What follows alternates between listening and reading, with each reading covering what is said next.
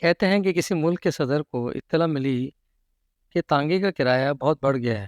صدر نے فوراً عام لباس پہنا اور بھیس بدل کر کوچوان یعنی ٹانگے والے کے پاس پہنچ گئے۔ وہاں پہنچ کر ٹانگے والے سے ایک مشہور جگہ کا نام لے کر کہا، وہاں تک جانے کے کتنے پیسے لوگے؟ کوچوان نے صدر کو پہچانے بغیر جواب دیا، میں سرکاری نرخ پر کام نہیں کرتا۔ صدر نے کہا، 20 لوگے؟ کوچوان، اور اوپر آ جاؤ۔ صدر نے کہا، 30۔ کوچوان، اور اوپر آ جاؤ۔ صدر نے کہا، 40۔ کوچوان، مار تالی۔